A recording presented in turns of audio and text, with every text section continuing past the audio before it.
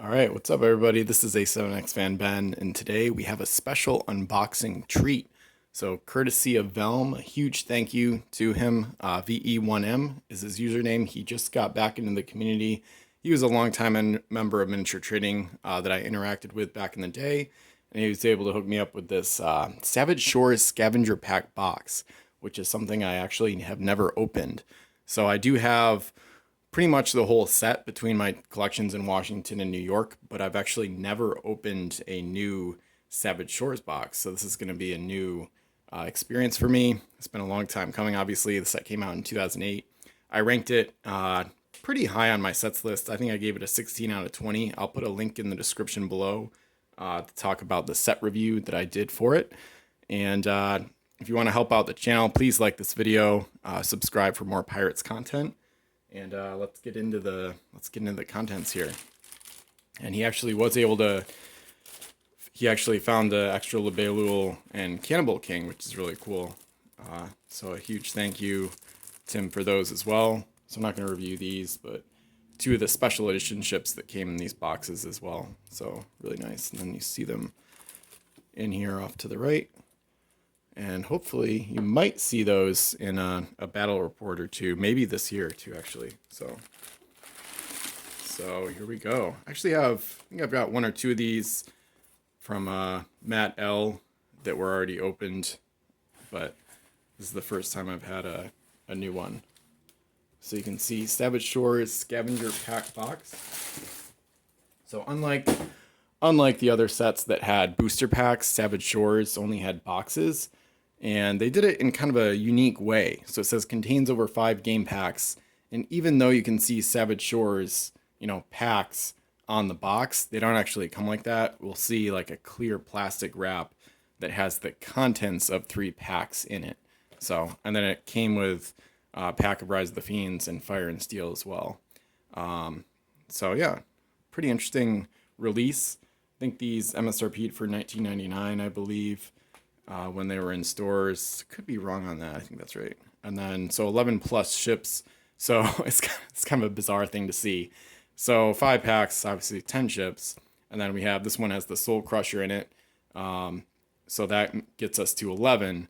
And then normally you'd have a 10 master plate as well, one of the cards. So in this set, they had 2 10 masters, the Shui Xian and the Celtic Fury, and each Savage Shores Scavenger Pack box would come with 1 card from a 10 master. So to get the full 10 masters, you'd collect all 6 boxes. There were 6 different variations, and each ship corresponds to one of the cards. So you could look and see Soul Crusher, oh, I know I'm going to get X card or whatever. And that's been documented many times over the years. I haven't memorized it, but I'll put a link. That'll be another link in the description below so that you know which Savage Shores Scavenger Pack box corresponds to which 10 master card. So I'll read. I haven't really done this, so I might as well read it. So the natives are restless. Riches beyond your wildest dreams wait to be discovered. To claim them, you'll have to overcome hostile natives, survive erupting volcanoes, and even move the islands themselves. The Savage Shores beckon. So yeah, that's an allusion to the mysterious islands in this set. Some of them were great turtles that you can actually sacrifice an action to move. So, and one thing that's a little bit weird about not having packs is the checklist is on the side. So this checklist you have to like cut out of the box. I think I have a couple separate from the boxes, but it's a little funky because they don't have like the regular little cardboard, the glossy cardboard checklists that are really nice actually. But that's okay. So pretty cool artwork. You got the native canoes attacking some man of war, it looks like, that's firing away at them. So, and crazy enough, this is actually some of the ships for the adventure book. These 4 here, that looks like the Death's Anchor Flotilla.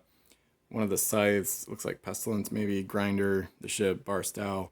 But then that crew ship and these 4 ships, those are actually from the adventure book, an unreleased thing. I actually made a video about acquiring a prototype of it, but even the prototypes of the 2, potentially more, but of the 2 out there, neither of them have any constructible elements. So pretty interesting actually that the artwork for that made it onto this. So, and then on the back here, We've got new Pirates of the Caribbean Savage Shores content. So yeah, 3 packs worth. And then the special edition ships. So collect all 6 mega pocket models and get 2 10-mass ships. And then 2 bonus packs. So we're going to see what this box has in store for me.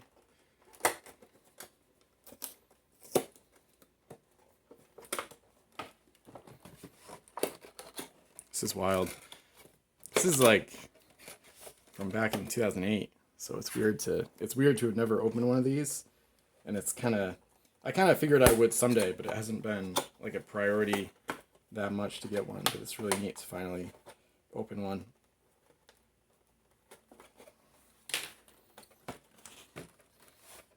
All right. It's got the classic blue plastic. Got Soul Crusher there. I don't know if the other masks will find him or not, but anyway, I do have a Soul Crusher, so it's not a total loss if it's not in there. So this is interesting. I've never glimpsed like the inside of one of these either. So you can see those cards, those loose cards at the top are going to be what looks like the Savage Shores stuff. So just gonna kind of pull this out. All right. Oh yeah, there's a couple more masks in here, so that's good. Just gonna pop those open here. Nice. All right. Soul Crusher deck plate. Oh wow, we get the Shui Xian deck plate. Very nice. Wow, that's an interesting one. Very nice. So I have a Shui Xian back in New York. I'm not sure what'll come of this one, but so the Soul Crusher is a really overpriced ship. These other ones that I got, Lebelu is really good. Soul Crusher is really overpriced. I've used it a couple times in the past year to varying levels of, slight success, arguably. But anyway, it's just overpriced for what you get. The abilities are too expensive, and it's just not one of the better cursed ships. So, and Shui Xian, only card 1 out of 3, so it's not a complete ship, like I said. But this one is really fun to use, and the English are my favorite faction. So this one is a classic to load up with a lot of good crew. So very, very good 10 master, like most of them are. It can be quite useful. And then Rise of the Fiends and Fire and Steel packs. Pretty neat. But really what I want to get into, probably the most exciting part of this, is the Savage Shores packs, which there's 3 packs worth in this plastic wrap. So we're going to check it out. Man, this is wild.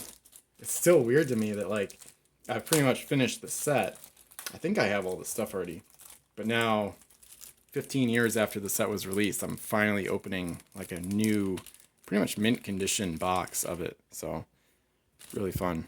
All right, so we're just going to go in order here. So we got a Trade Current, which is nice.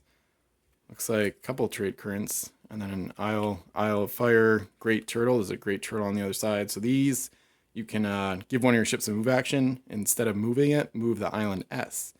So pretty interesting. Pretty wild effect, actually. I've only got a handful of those, and some of them were pretty recent additions to my collection, or at least relatively recent. So I have not, I barely scratched the surface of Great Turtles and gameplay and how they work and what you can use them for and exploit with them. So Isle of Fire. So on a 6, eliminate 1 treasure coin from this island. So then Trade Currents are terrain you place with Navigators, which were a generic crew that were only part of this set. They didn't come out until the last set. So, and then Mysterious Island, Island Paradise. This one I might not have, actually. I'm not sure. Deserters roll a d6, place that many crew from the ship onto any other wild island. And then on a 5 or 6 stranded crew, you can assign a crew with 3 or 4 points from your collection to your ship in your fleet. Oh my lord. So anything that brings in stuff from outside the game is kind of ripe for abuse and is often game breaking. So that's an interesting one. So this is a good example of a mysterious island that you might farm. By that I mean you might dock at it repeatedly to try to get the good effect of a 5 or 6, possibly using a linked mercenary crew on their linked ship to get the +1 to that roll, and then start accumulating extra crew what's crazy about this is 3 or fewer points. 3 is like SIT, same action twice, born leader is that many points. You can get parley for that cheap. You could add helmsmen to your ships or replace captains that have died in combat, stuff like that. So that's a really good effect. Obviously, the deserters effect is bad, so you want to make sure to avoid that, but pretty interesting Mysterious Island. I don't think I've used that one, so oh boy, I'm seeing some interesting stuff. I think I already know what I'm going to get, but I'll hold off for a second. You may have seen a little glimpse, but all right, so Savage Roar's complete game rules. Let me do this individually. Wow, this is exciting. Okay, this is wild. The hunt is on. This is some nostalgia right here. The awesome power of the fabled 10-mast junk ships isn't meant for your average sailor. No, only the most stalwart and greedy pirate will be able to successfully hunt down all the cards needed to construct either the Celtic Fury or the Shui Xian in all their glory. 3 cards are needed to build each exclusive ship. Track them down only in Pirates of the Caribbean SS Scavenger Packs. So that's what, once you get all 3, Shui Xian looks like that. So then they've got the build assembly instructions. Basically, it looks like for the new game pieces in this set, because hoists and the native canoes were the other new ones. So, or the only new ones, I guess. Yeah, because turbines already came out. Yeah. Okay. Now you can start to see what the pack has. Okay, congratulations. You just dug up the most sought-after treasure chest in the Pirates of the Caribbean Savage Shores Pocket Model game. It contains every super rare game piece in the set. Your friends are going to be jealous. Wow. This is wild. So this is only the second super rare pack I've ever opened from a sealed product. The only other one I've gotten is from Rise of the Fiends. So this is pretty crazy actually. I'm not gonna lie, I have been jealous of like people. There's all these people in the community I feel like that post like they're like, oh, I opened my first Pirates of the Caribbean pack ever, and I got the super rares. Or like, this is my first pack opening in 10 years. I got the SRs. It's like, holy crap! I don't know. This happens like I feel like it happens often. But anyway, I mean it's really cool. So Lady Camille is the super rare crew. She's English. Links to the Maui's fishhook. So free ride ability, crew any nationality, and then she can explore islands with an S of it, also known as the S Explorer ability. So I don't know, she's not super useful, but she definitely has a unique combination of abilities that makes her kind of intriguing, even if not always practical. So, and then the treasure is Necklace of the Sky. So load this treasure face down, give ship move action, not move her, instead of reveal this treasure and dock the ship at any wild island, then unload this treasure at that island. For us, the game, no ship in your fleet can load this treasure. This one, I've kind of soured on this one a little bit because I think Wolf ruled either in the Pirate Code or the rules thread at Pirates with Ben. I think he said that you have to give the ship an explore action to unload it, which I find a little odd. So that kind of wastes the whole turn, which kind of ruins the surprise effect of this treasure. But anyway, maybe there are other ways I can exploit it that aren't as time consuming. So, and then a Hanu Wiki. So this is a pretty good English Gold Runner. One of their better one masters, really. Good cargo, good cannon, solid speed, and a solid ability for a Gold Runner. Try to avoid getting stuck in those Sargasso seas, especially. So, and then this one got split up. Let me just go like this here, because these cards are mixed up. Okay, Maui's Fishhook, one of the prettiest ships in the game. So this is the English Hoist. So it's really expensive, 20 points, but it's got some good abilities, good cannons, good cargo. The cargo is low for a hoist. The other hoists have 7 and 8 cargo for Spain and America, but still a really cool ship. It's got gorgeous sails, the blue and white.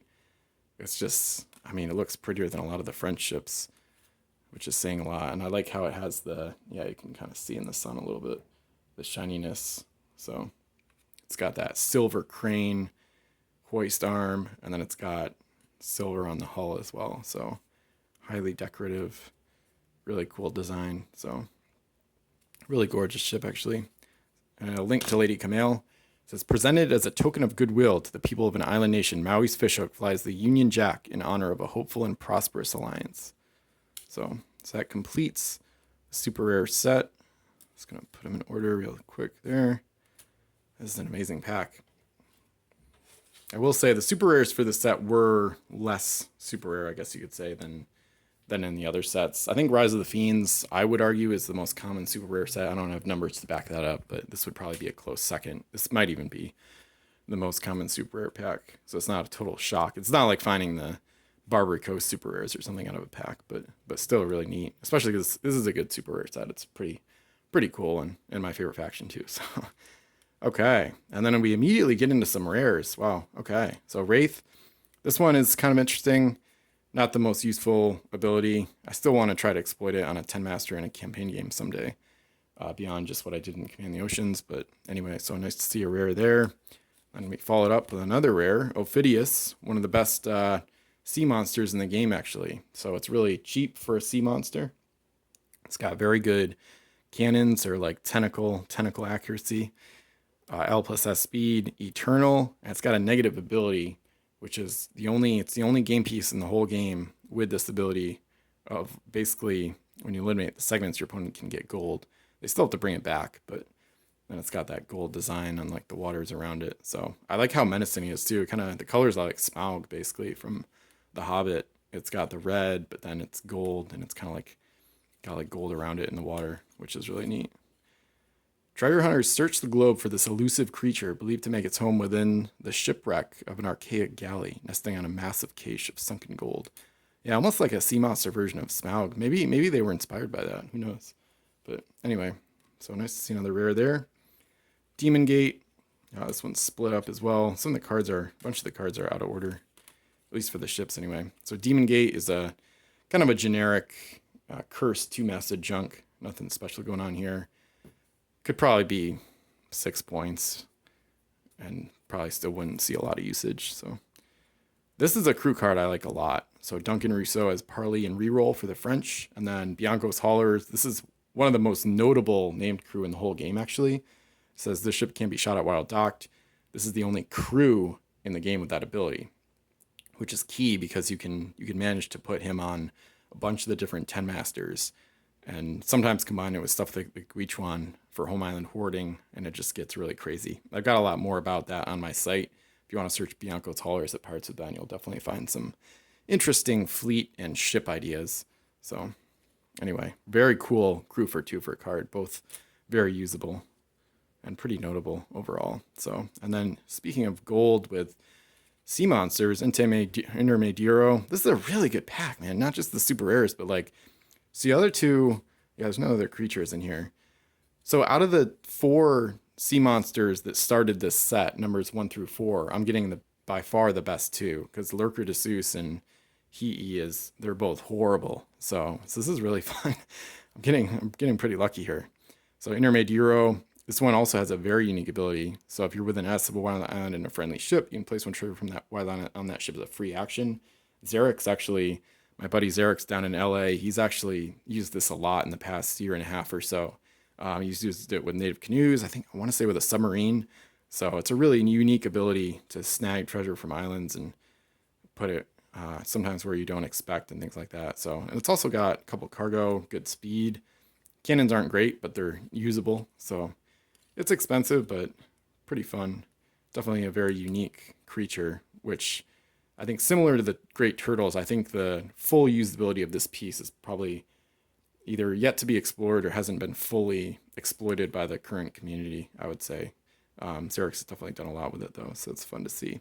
So I think this one's kind of unique, too. I want to mention the artwork is like, the colors change on the tentacles, which is a little bit different compared to most of the sea creatures in the game. So kind of an interesting design going from like a pink red to like a turquoise or green blue. So very, very fun one there. Nana Nui, this is one of the decent American Gold Runners. Not one of their best, but it's a pretty good American Gold Runner. Wish she was just cheaper. I don't know why 13 points. It's just kind of seems too much. I think 9 or 10 would work, but that being said, the Americans don't have a lot of great Gold Runners, so it's still a pretty usable option for them. You could put a captain on and make it a hybrid, but cannons are a little bit lacking there, I think, for that option, unless you know you're facing the English. So, or you see them in your opponent's fleet, and then you can add the captain to the ship with the +5. like Commodore Perry or whatever, if you wanted to. So, and then with the trade currents I talked about earlier, this is the crew that's used to place them. So on a 3 through 6, you have to give up the ship's move action or whatever, but on a 3 through 6 with this crew, you can place a trade current. So, and then any friendly ship touches it during their turn, they get +S to their base move. So nice. This one is Pirate. So nice little generic crew. This is such a fitting pack. The super rares, English, the Shui Xian, and now one of my favorite UTs of all time, Altar of the Loa. Do not load this treasure. Instead, place it face up on this island. While docked at this island, you may eliminate 2 crew. If you do, on the next player's turn, you may choose to give action to his or her ships, or choose that he or she gets no actions at all. So this is pretty much totally broken. I've used it. I used it in a few tournaments, like solo tournaments back in like 2013, 14, and kind of discovered how ridiculous it is. Zayutu 4, I think, was the one that really kind of prompted that, because he had a fleet on miniature trading. I think he's from Italy, I think. He won one of the design a ship contests from Fire and Steel, I'm pretty sure. But anyway, so he had a creative fleet for a fleet challenge at miniature trading where he abused this, and it was really amazing. So, because you can, this is just wild. So, and I used a combo. I used Pandora's Box to get this on an island last October during the weekend marathon of games here in Seattle, or near Seattle in Bellevue, Washington. And it got pretty crazy. So anyway, definitely one of the UTs to be cautious with, because people may not want to play with you if you use it. So anyway, and then I think I'll keep these for now. The video's already over 20 minutes, so let me know if you want to see me open these. I have done, pretty sure I've done pack openings on the channel of both of these sets, and I know I've got the super rares for both of these, and I think I have everything I can get from either of these packs, so hold off on that for now. But anyway, to recap though, really amazing. So thank you again to Velm. Massively appreciate your generosity. Shui Xian, this is, I mean, out of the 6 10 master cards, this is probably the one I would pick to get an extra of, or just to get in general, because it's just great. It's got the English bias, and then it's the deck plate card, which is the best of the 3 to get, because you got all the keywords and the crew on there and stuff like that. So, and then of course, super rare pack, and then some of the most fun and unique rares in the set, Ophidius, Intermediero, and then Altar of the Loa. So overall, I'd probably rate this pull at a 10 out of 10. Kind of crazy. I couldn't have expected it to go this well. So this was really great. Let me know what you thought in the comments. Question of the day, I would say, have you opened a Savage Shores Scavenger Pack like this before? And if so, what did you get, or were you satisfied with it? Things like that. So, and what's your, I guess as a follow-up too, I might do this as a separate question of the day in a different video, but what do you think is, from your experience, the most common super rare pack? Like which set? Would it be Rise of the Fiends, Savage Shores, Fire and Steel, or maybe even a different set? I think it's one of those 3, but just curious to see what you think. So, and then like I said, I'll have stuff in the description below. I'll include an affiliate link if you really want to help out the channel. It would help me a lot if you use the affiliate link to purchase some of your own Savage Shores stuff from eBay. So I'll have affiliate links in the description below for that. And then comment below what you think of the question of the day, what your experience with Savage Shores is overall, if you like the set, and things like that.